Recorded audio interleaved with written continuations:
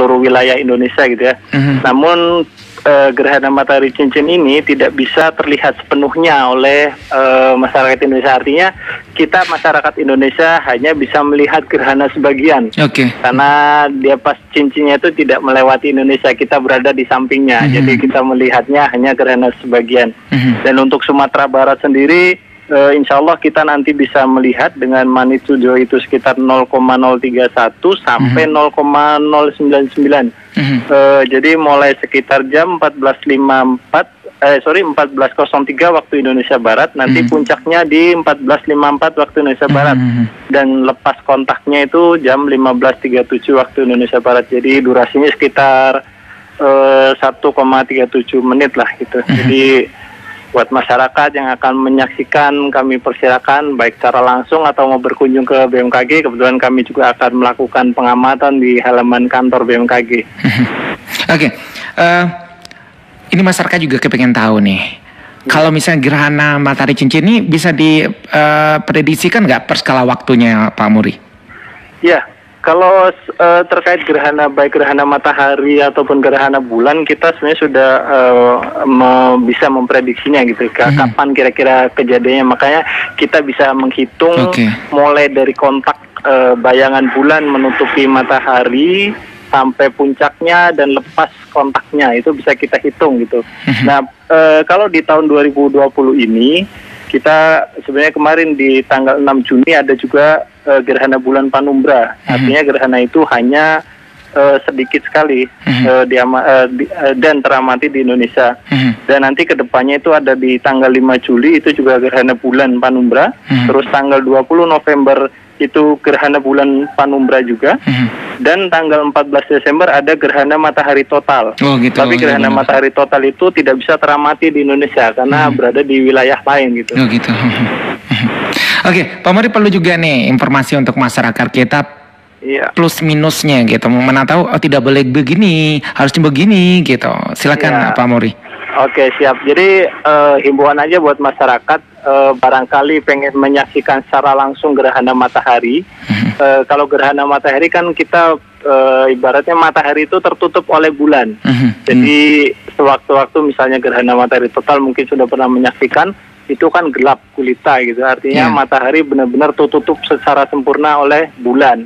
Nah, karena kita akan melihat secara langsung, seandainya kita bisa mata kita langsung kontak ke matahari, itu sangat berbahaya, bisa mengganggu mata kita. Makanya kita menghimbau pada masyarakat ketika akan melihat secara langsung harus ada filter atau biasa kita sebut kacamata gerhana gitu ya.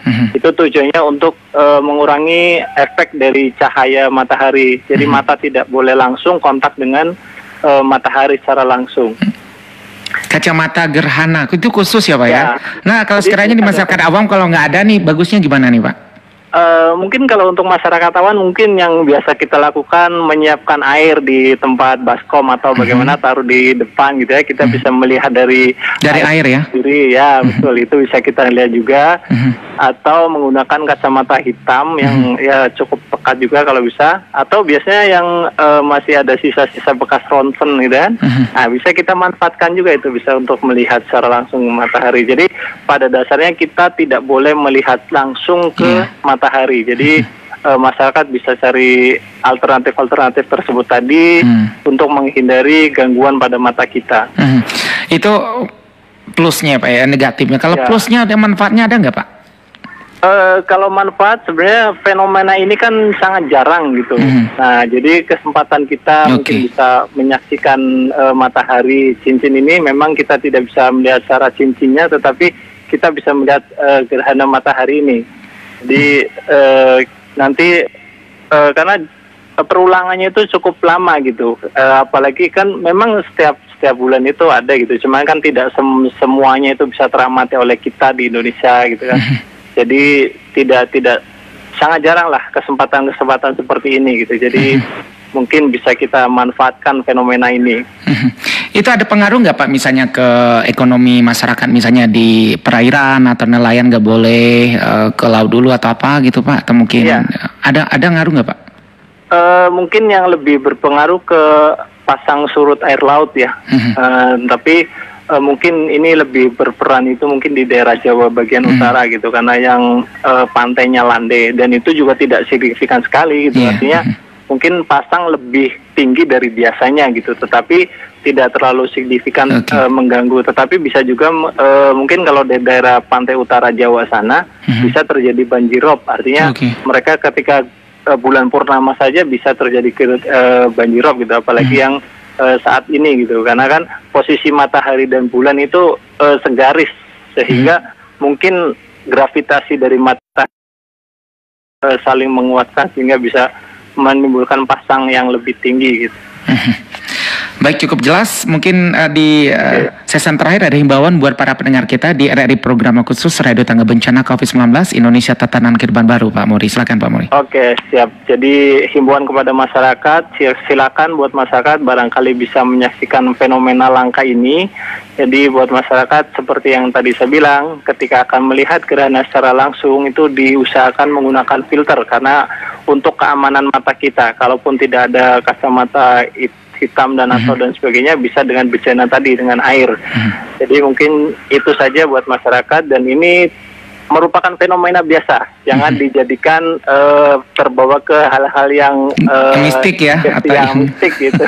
Jadi memang fenomena alam biasa gitu. Jadi memang ini akan terjadi berulang dan itu memakan waktu yang cukup lama, sehingga sangat disayangkan seandainya fenomena ini tidak kita menikmatinya gitu. Baik, terima kasih Pak Muri. Oke, terima kasih. Kasih observasi dan data informasi BMKG Stasiun Padang Panjang, Pak ya.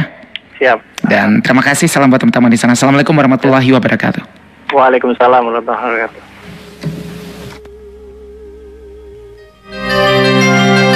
Anda masih mendengarkan RRI Radio Tangga Bencana COVID-19.